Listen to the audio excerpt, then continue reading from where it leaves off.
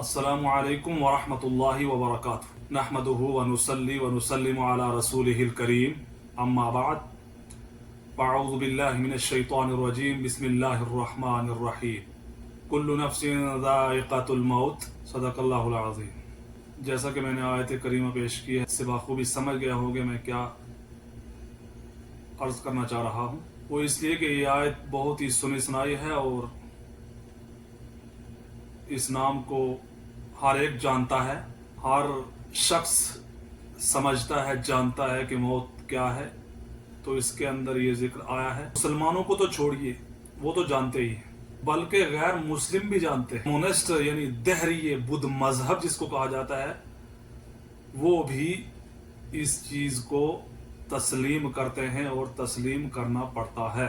یہ تو کلیئر ہے۔ اب بات آتی ہے اس کے آگے فرمایا اذا جاء اجلهم لا يستاخرون ساعة ولا يستقدمون۔ موت کا ایک وقت مقرر ہے۔ اللہ رب العالمین کا جو بھی نظام ہے، اس نظام میں ہر چیز کا ایک مقرر وقت تعین ہے۔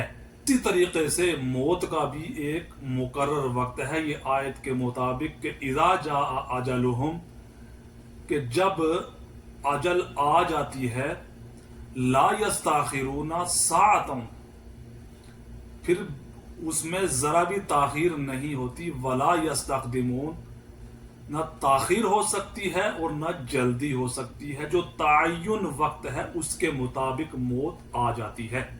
دوسری آیت ہے کہ ان اجل اللہ اذا جاء لا یؤخر،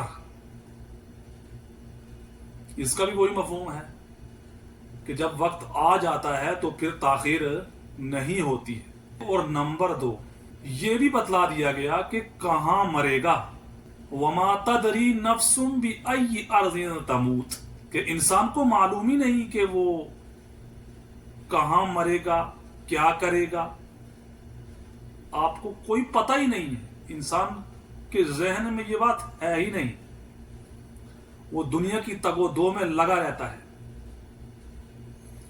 اچانک سے اس کو موت آ کر لپک جاتی ہے اور اس کا وقت، اس کا کام تمام ہو جاتا ہے۔ اب آ گئی تیسری بات۔ میں شارٹ میں یہ بات اس لیے بیان کرتا ہوں کہ مجھے بات کو کلیئر کرنا ہے، وقت تھوڑا ہے۔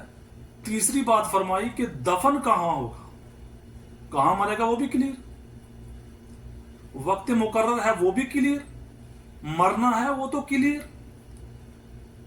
لیکن دفن کہاں ہوگا۔ وَيَعْلَمُ مُسْتَقَرَّهَا وَمُسْتَوْدَعَهَا، زمین میں وہ زندگی بھر کہاں رہے گا، زمین ہے اور کہاں ہے اس کو معلوم ہی نہیں، ہمیں معلوم ہے وہ کہاں ہے، اللہ رب العالمین فرماتا ہے۔ یہ ہوگی 3 بات۔ اب جب یہ باتیں کلیئر ہوگی، قرآن نے کلیئر کر دی، اس قرآن نے جس کے شروع میں ہم پڑھتے ہیں کہ لا ریب فیہ، اس کے اندر کوئی عیب نہیں، تو یہ قرآن نے پوری وضاحت لائن در لائن بتلا دی۔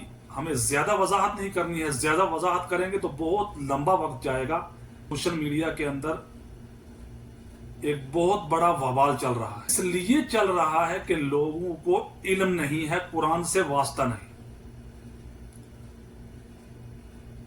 جیسا کہ آپ نے سنا کہ ہمارے ایک محترم جموں کشمیر کے، بلکہ اپنے ضلع کے محمد شبیر کے نام سے، جو کویت میں کام کے لیے رزق حلال کی تلاش میں وہاں اپنا کام کر رہے تھے، محنت مزدوری کر رہے تھے، اچانک اللہ رب العالمین کی طرف سے اجل آ گئی اور وہ اللہ کو پیارے ہو گئے۔